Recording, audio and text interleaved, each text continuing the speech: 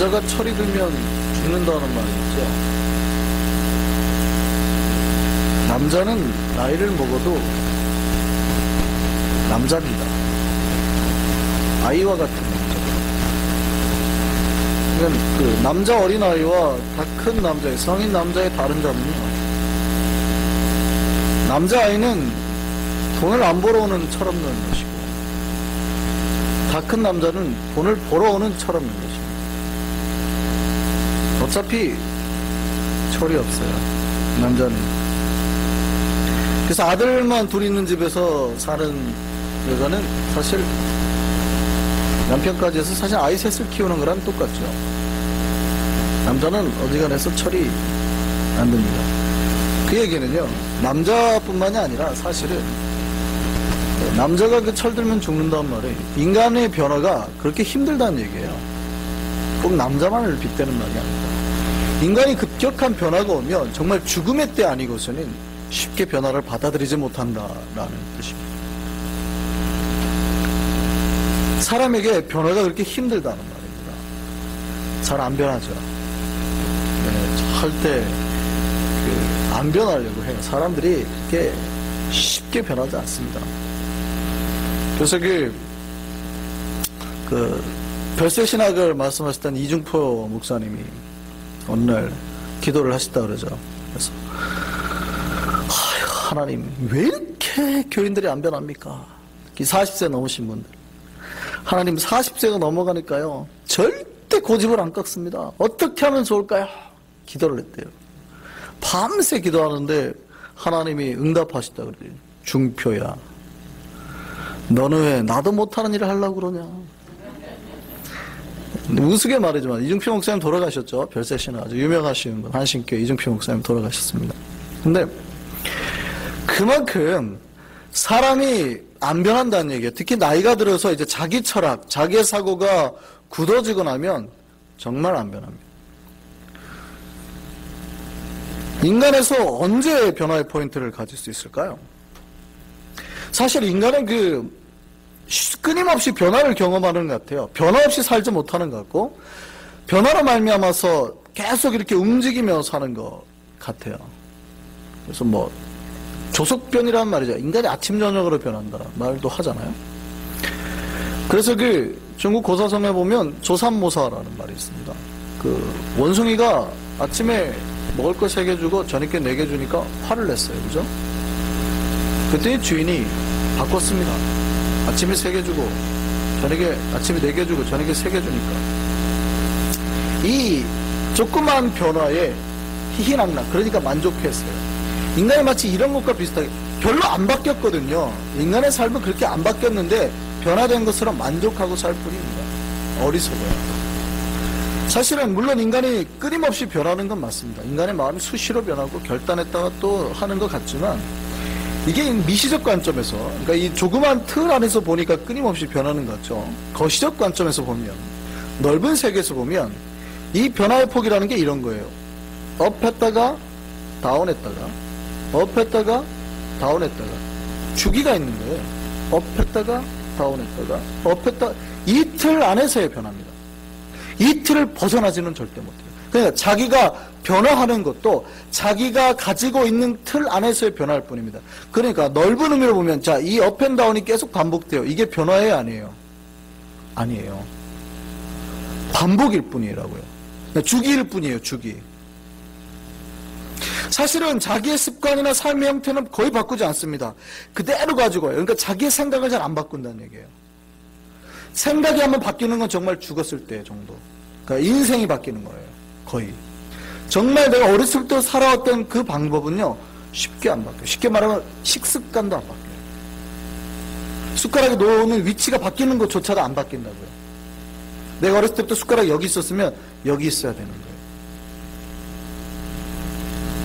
그렇죠. 그러니까 내가 많이 바뀌는 것 같은데 정말 내 삶의 깊은 틀들은 잘 안 바뀌어요.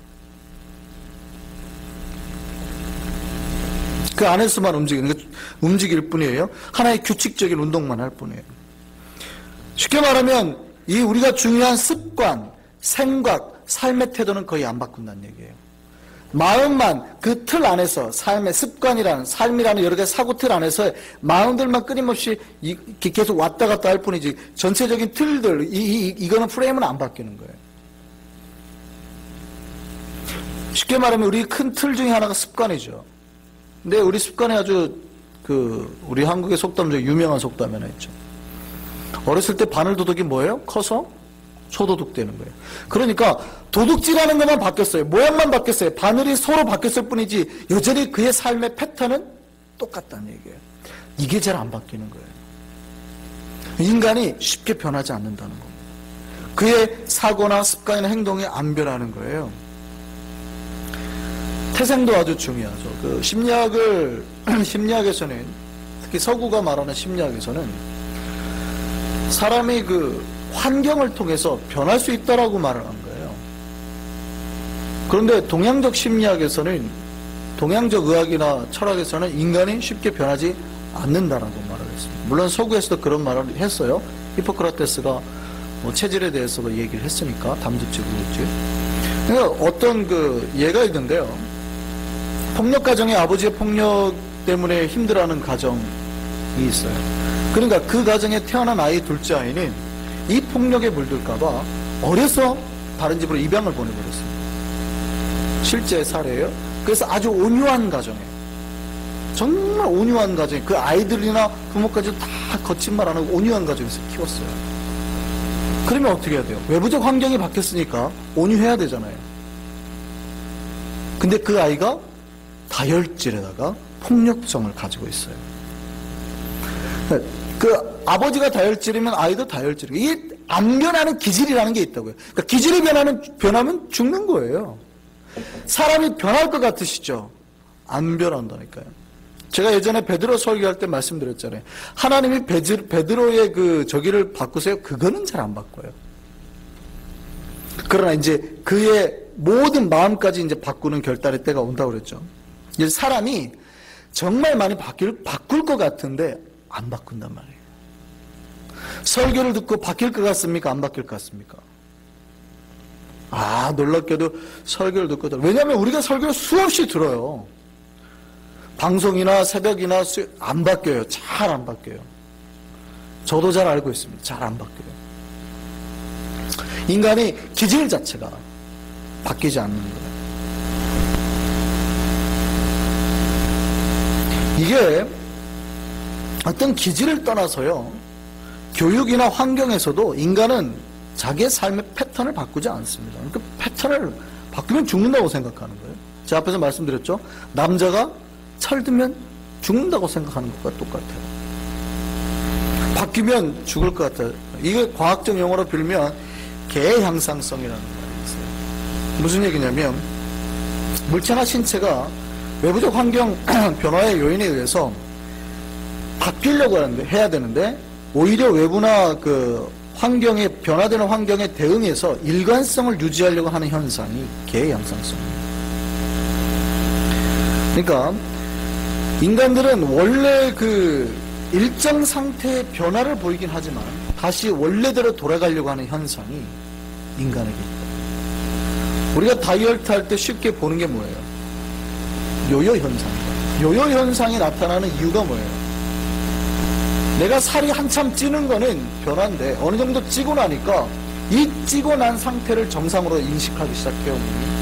그러면 내가 다이어트 해가지고 살을 빼잖아요. 운동해가지고. 그럼 몸이 어떻게 해요? 원래 정상으로 돌아가려고 하는 현상. 몸은 내가 살 빠진 거를 정상으로 기억하는 게 아니라 원래 살쪘을 상태를 이제 기억하는 거예요. 정상으로. 그러니까 이걸로 돌아가려고 하는 거죠. 그러니까 변화를 몸 자체가 인간은 싫어해요. 변화를 엄청 싫어해요. 그러니까 변화를 하려면 굉장히 외부에 강한 변화의 역사와 능력과 뭔가의 외부적인 강한 뭔가 있어야 돼요. 여러분 다이어트 하려면 독하게 마음먹지 않으면 안 변하죠. 뭔가 외부적인 특단의 조치가 되지 않으면 안 변해요. 자, 지난번에 그 얘기도 한번 했어요. 제가 관상을 좀 공부한 적이 있다고 그랬죠. 관상을 공부하면 관상을 보면 대충 그분이 살아온 과거의 삶을 알아요. 또 목회를 하다 보면 반은 관상쟁이가 됩니다. 많이 사람들 얼굴. 주된 일이 그거예요. 장사하신 분들도 딱 그러죠. 제가 예전에 옷가게에 일하시는 분을 만났는데요. 집사님이 하는 말이에요. 목사님, 제가 탁 보면 저 사람이 와가지고 우리 집에서 와서 옷을 살지 안 할지 딱 들어오는 순간 안 돼요. 들어오는 순간 안 돼요.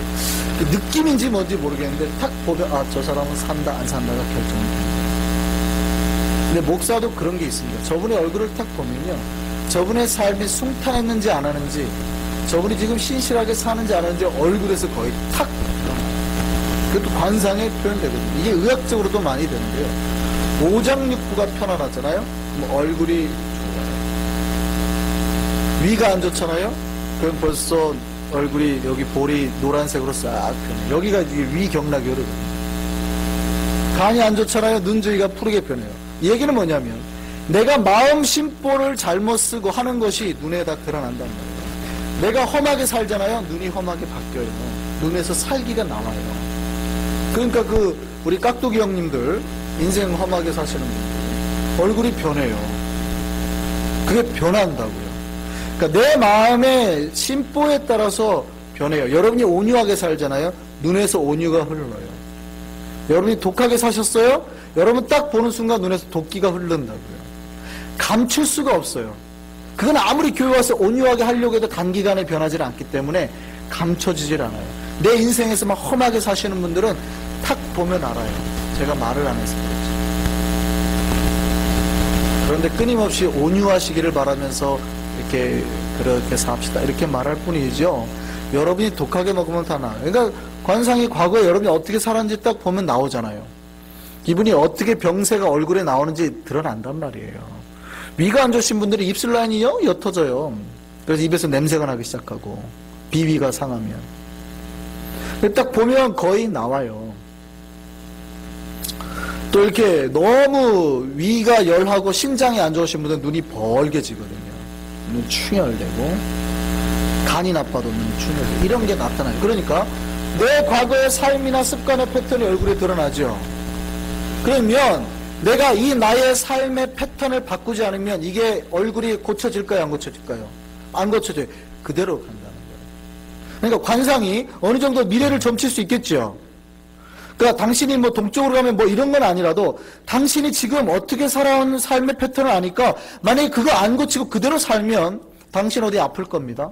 당신에게 문제가 일어날 수 있습니다. 충분히 예측할 수 있겠죠. 뭐 그걸 예언이라고 말한다 그러면 예언도 될 수 있겠잖아요. 충분히 예측이 가능한 부분이라는 얘기예요. 사람이요, 자기의 삶의 그 식습관이나 패턴이 안 바뀌어요. 달게 먹었던 사람이 갑자기 안 달게 먹을 수 있어요? 아프지 않고서는 안 돼요. 병원에서 당신 달게 먹으면 큰일 납니다. 하지 않는 이상 안 된다고요. 아주 외부적인 뭔가에 큰 변화가 오지 않는 이상, 그런 사건을 만나지 않는 이상 삶의 변화가 안 일어나요. 인간이 엄청 변화에 둔감하고 싫어한다는 얘기예요. 그러니까 인간은 자기가 살아온 그 습관과 삶의 방식을 아주 바뀌기 싫어하는 거예요. 제가 말한 지금까지 인간은요, 우리가 말하는 세상 사는 사람들이에요. 그러면 크리스찬은요 세상과 구별된 사람들이죠. 그들과 구별됐어요. 그 얘기는 뭐냐면 우리 크리스찬의 뜻이 뭐예요? 에클레시아 교회의 뜻이 뭐예요? 세상에서부터 하나님이 불러냈어요. 부름받은, 세상에서부터 부름받은 사람들의 모임이 교회예요. 우리는 각자 하나님이 세상에 사는 사람들로부터, 죽음의 사람들로부터 건져내서 구원하셔서 하나님 백성 한 영혼 만든 사람들이니까 우리는 그들하고 달라야 된다는 얘기예요. 그럼 뭐가 달라요? 매일 아침 내 삶이 아침에 일어나서 밥 먹고 일하고 잠자고 똑같은데요? 그렇잖아요. 그들의 삶과 뭐가 달라요? 뭐가 아침에도 일어나서 밥 먹고 일하고 옷 입고 뭐 하는 거 다 똑같잖아요. 장 봐야 되고 쇼핑해야 되고 빨리 뭐가 달라요? 그런데도 우리가 세상 사람들과 똑같아야 됩니까? 달라야 됩니까? 말씀하세요. 똑같아야 돼요? 달라야 돼요? 달라요. 다른 사람들을 크리스찬이라고 한다니까요. 달라야 돼요. 그들과 달라야 돼요. 뭔가가 차이가 나야 돼요. 그게 뭐냐면요, 그들은 자기가 지금까지 살아왔던 생각과 사고와 자기 모든 습관을 그대로 유지하고 가는 거예요. 관상이 안 변해요. 그래서 죽을 상으로 가는 사람들이에요. 크리스천은요, 내가 지금까지 살아왔던 내 신앙의 생각, 내 삶의 생각, 습관, 방향 모든 게 한순간에 외부적인 거대한 변화의 역사로 전혀 다르게 돌아가는 거예요. 그러니까 크리스천은 뭘 소유하고 있는 사람이냐면 터닝 포인트를 소유하고 있는 사람. 다르다는 얘기예요. 우리가 어떤 사람이어야 돼요? 변화를 맛본 사람입니다. 그 변화에 맛본 그 능력의 역사의 포인트가 있어요. 자, 제가 다시 한번 설명드릴게요. 그러면 우리가 변하려고 하면 언제 변해요? 내 힘으로 변할 수 있어요, 없어요? 이거 절대적으로 여러분 신앙에서 고백하셔야 돼요. 나의 힘과 능력으로 변할 수 있다고 말하는 사람은 크리스천이 아니에요. 도교에서는 그랬어요. 아, 내가 그렇게 변할 수 있다고 끊임없이 수양하자. 아니요, 그럴 수 없다고요. 그래서 내가 그럼 외부적인 내 노력을 하자, 채찍을 때리고 하자, 내가 변할 수 있을까? 아니요, 그럴 수 없다고요. 내 안에서의 가능성이 0%예요. 이게 크리스찬이 하는 거예요. 연금술이라는 게 있어요. 이게 고대로부터 계속 19세기, 지금도 사실은 연구가 되고 있는 부분이긴 한데, 연금술이 뭐냐면 어떠한 물질을 다른 물질로 변환하고 변화시킴으로 해서 얻어지는 여러 가지 유익을 얻는 거예요. 주로 화학적 변화인데, 이걸로 해서 중국에서 고대부터 많이 시작됐는데, 불로장생을 취한다거나, 예를 들어서 화합을 해서 의학적인 좋은 결과물을 얻어낸다거나, 이런 게 연금술이 많이 발달을 했어요. 이게 고대에 동양 중국만 아니라 서양에서도 많이 발달이 됐었습니다. 그래서 여러 가지 어떤 변화와 접촉을 통해서 또 화학적인 여러 가지 역할을 통해서 건강, 불로장생, 새로운 물질의 탄생들을 많이 하려고 했던 게 연금술이에요. 이게 이제 중세 이후로 넘어오면서 진짜로 말 그대로 금을 탄생시키는 그 기술로 많이 연구가 됐었습니다. 그러니까 일반 다른 금속을 불을 떼거나 아니면 다른 어떤 금속을 넣으면 이 쇠나 다른 어떤 이 물체가 금으로 바뀔 수 있을 것이다 라고 생각하고 끊임없이 연구를 했습니다.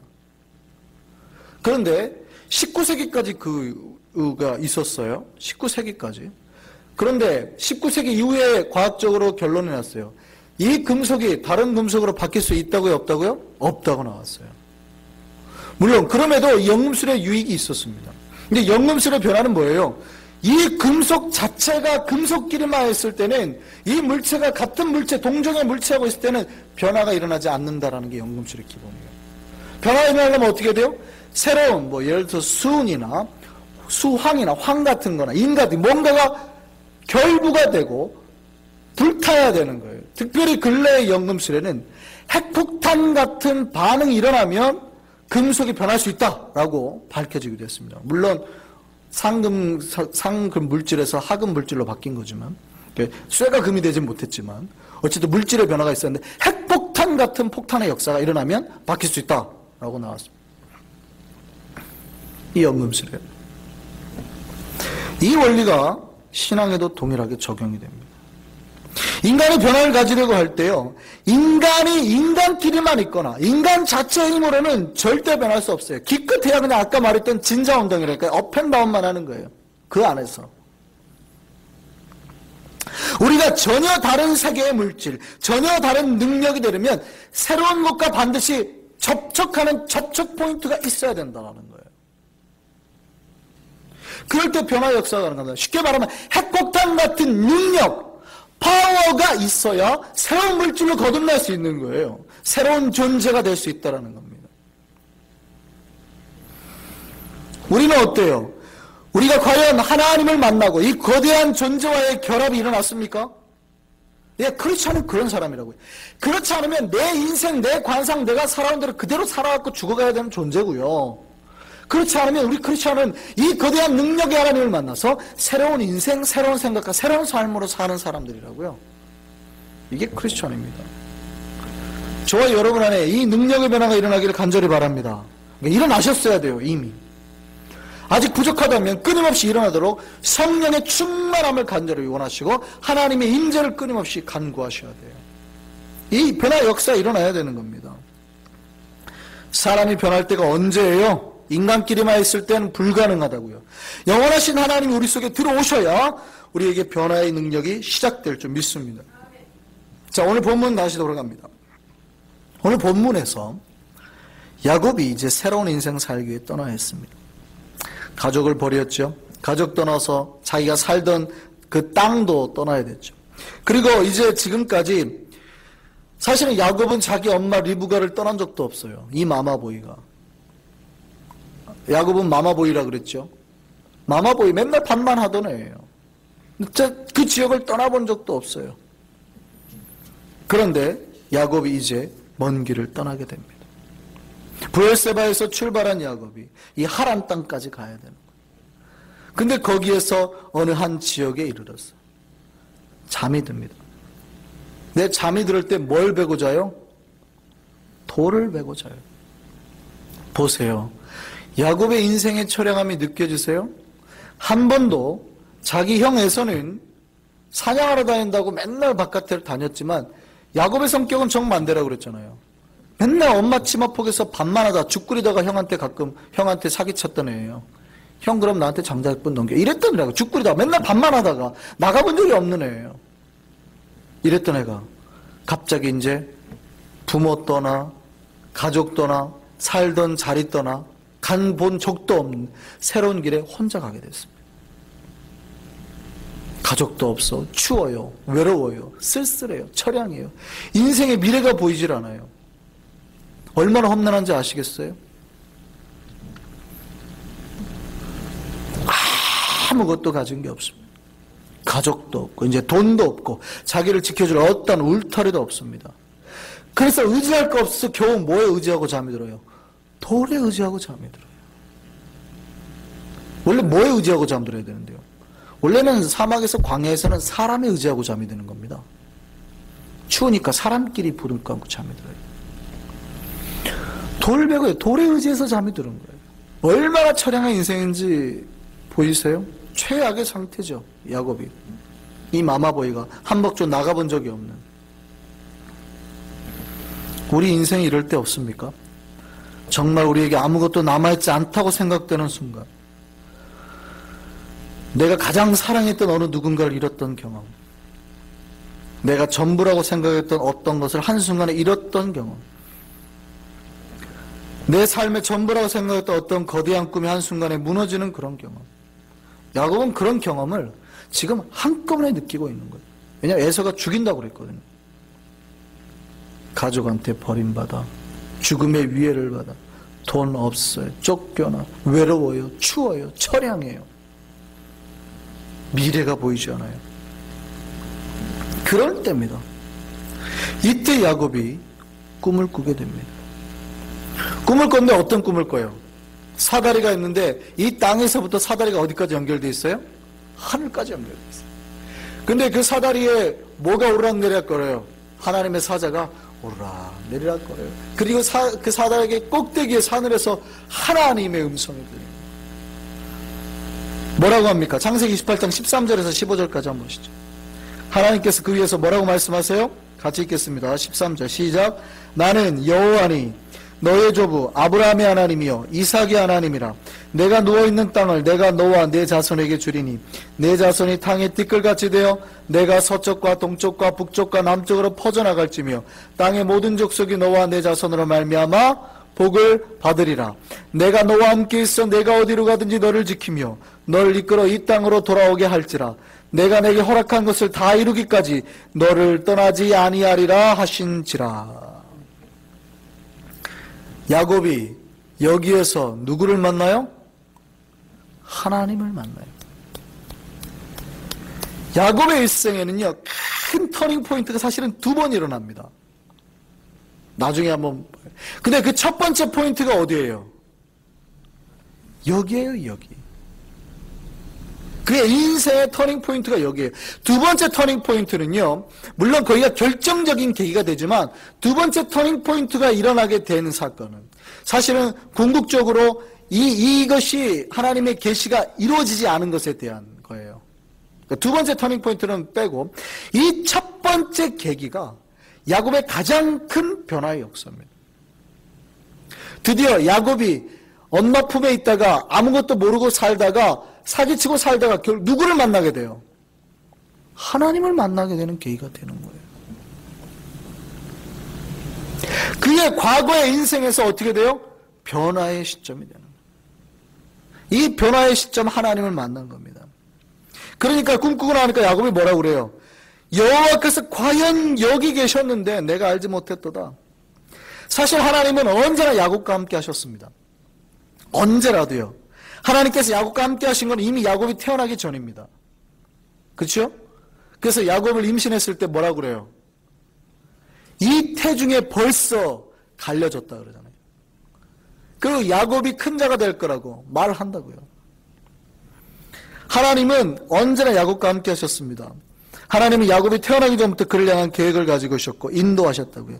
근데 야곱이 알았어요? 몰랐어요? 네, 야곱만 몰랐을 뿐이에요. 인간들도 똑같습니다. 사실 하나님은요, 우리가 태어나기 전부터 우리를 계획하셨습니다. 그리고 우리의 삶을 인도하셨습니다. 그런데 하나님을 만나기 전에 야곱은 그 사실을 알았어요? 몰랐어요? 몰랐다고요. 기억하시기 바랍니다. 여러분이 하나님을 외면하고 배신할지라도 하나님은 여전히 여러분과 함께 계신다는 사실을, 여러분을 찾으시고 여러분에 오셔서 오늘 야곱에게 하셨던 복의 말씀을 우리에게도 하실 줄 믿습니다. 하나님께서 복 주시는 분이니까요. 그렇게 하시는 거예요. 야곱은 몰랐어요. 하나님과 함께 하는지 몰랐어요. 그런데 이제 깨달았다고요. 야곱이 이제 깨달았어요. 하나님이 비로소 나와 함께 하시는 거 이제 내가 깨달았습니다. 깨달은 야곱의 변화가 일어나죠. 어떤 변화가 일어났습니까? 어떤 변화가 일어났어요? 오늘 본 말씀 볼까요? 17절. 어떻게 했다고요? 이에 두려워하여 이르되 두렵도다. 야곱의 마음에 변화가 일어났다는 얘기예요. 여기서 두렵다는 얘기는 공포심이라는 얘기가 아니라 경외감이 들었대요. 물론 여기서 약간의 공포도 포함이 됩니다만 진짜 의미는 경외감입니다. 무서움과 함께가 아니라 경이로움과 함께 오는 공포예요. 내가 하나님이 계시는데 알지 못했구나. 하나님이 계시는데 내가 이렇게 했다니 두렵도다. 이거예요. 그의 마음에 변화가 일어났죠. 하나님이 계시다는 생각에 마음이 체인지가 된 거예요. 그럼 마음이 체인지가 되고 그 다음에 그가 그 돌을 가져다가 그 위에 뭘 부어요? 기름을 붓고 이름을 뭐라고 그래요? 베델. 베델의 뜻이 뭡니까? 하나님의 집. 여기가 하나님의 집이구나. 여기가 하나님이 계시는 장소구나. 그리고 그의 마음이 변하더니 그의 말이 변하죠. 뭐가 변해요? 야곱이 하나님 앞에 서원을 합니다. 몇 가지 서원을 합니까? 야곱이 하나님께 서원하잖아요. 몇 가지 서원해요? 왜 대답을 안 했어요? 21절부터 보세요. 하나님 앞에 서원하죠. 뭐라고 서원해요? 내가 평안히 아버지 집에 돌아오게 하시오면 뭐라고 그래요? 첫 번째, 여호와께서 나의 하나님이 되실 것이고, 두 번째, 내가 기둥으로 세운 이 돌이 하나님의 집이 될 것이요, 하나님의 전을 세우겠다는 거고요. 세 번째요, 하나님께서 내게 주신 모든 것에서 10분의 1을 내가 반드시 하나님께 드리겠나이다. 11조를 내겠다는 거죠. 지금 야곱이 변화하고 있는 거예요. 예전에 하나님을 모르던 삶에서 진짜 공포와 두려움과 가난과 처량과 슬픔 속에서 이제 변화된 인생으로 뭘 봐요?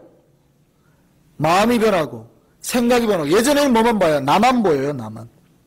예전에는 생존해야 되는 두려움 속에 있는 나만 봐요. 오직 내 앞길만을 생각하고 살았던 야곱이었어요. 근데 이제 누가 보이기 시작하는 거예요? 하나님이 보이기 시작하는 거예요. 그러니까 어떻게 해요? 내 마음이 변하고 하나님으로 말미암아서 내 마음에 새로운 소망이 생겨요. 하나님이 내 하나님이 되는 거예요. 여기서 하나님 내 하나님 된다는 것은 당신이 아직 나의 하나님이 아니라는 뜻은 아니에요. 하나님을 향한 진정한 고백으로 살겠다는 뜻이고요. 두 번째요, 내가 하나님을 향한 전을 세우겠다는 것이고, 세 번째, 내가 10분의 1을 드리겠다는 거예요. 지금 야곱의 입에서 뭐가 나와요? 헌신의 고백이, 나의 삶을 하나님께 드리겠다라는 약속의 고백들이, 변화의 고백들이 나오게 있잖아요. 하나님 만나면 이렇게 되는 겁니다. 하나님 만나면 변화 인간이 되는 겁니다. 하나님은 야곱에게 이런 변화를 시작하셨다고요. 그래서 야곱이 변화됐어요. 자, 그럼 오늘 변화의 주체를 보죠. 오늘 변화의 주체가 누굽니까?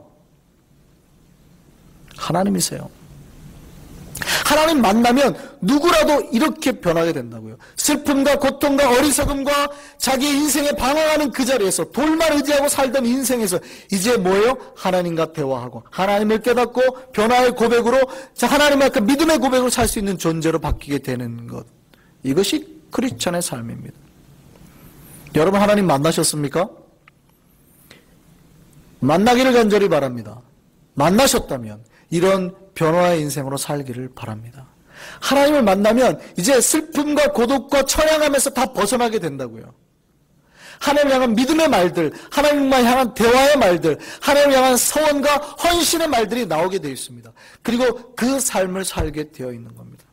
그리고 하나님은 그 고백을 하게 만드시고 반드시 그 고백의 길로 인도하시는 거예요.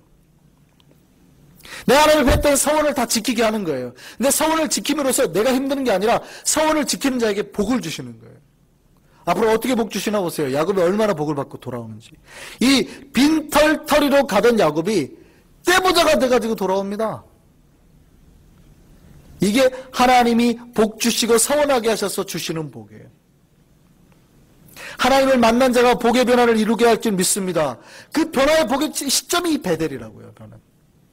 물론 야곱이 나중에 하나님과 했던 그 약속을 망각하고 삽니다. 그래서 한번 시험이 크게 와요. 아주 큰 문제를 한번 일어납니다. 아주 딸이 아주 안 좋게 돼버리는 결과가 한번 생기죠. 뒤에 이제 우리가 나오니까. 자기가 하나님의 약속과 서원을 망각했더니 그런 문제가 발생해요. 근데 하나님께서 다시금 깨닫게 하시죠. 그 결국은 야곱이 어디로 돌아와요? 이 약속의 땅 베델로 돌아온다고요. 베델로. 그러니까 베델에서 시작했던 변화의 포인트가 베델로 돌아왔을 때 복이 이루어졌어요. 기억하시기 바랍니다. 하나님이 여러분 변화시키는 그 포인트로 항상 돌아가시기 바랍니다. 그 자리가 복의 자리임을 기억하시기 바랍니다. 하나님이 했던 서원과 약속을 지키시라고요. 그럼 하나님이 그 서원과 약속대로 다 갚으시고 더 복을 주실 줄 믿습니다. 예, 이거예요. 하나님을 만나는 영혼마다 다 변화가 될 줄 믿습니다. 그럼 만난 영혼답게 사시기 바랍니다. 외롭고 슬픈 생각하지 마세요. 이제 여러분은 혼자가 아니고 하나님이 날마다 여러분과 함께 하십니다. 하나님과 대화하시기 바랍니다. 그 하나님을 향한 헌신의 말들, 기쁨의 고백들, 그리고 기쁨의 삶을 살 수 있는 저와 여러분 되기를 바랍니다. 주님이 우리를 변화시키실 것이고 더 아름답게 하실 것이고 풍요롭게 할 줄 믿습니다. 최고의 복으로 갚아주실 줄 믿습니다. 우리는 더 아름답게 변할 수 있습니다. 복의 사람이 될 수 있습니다.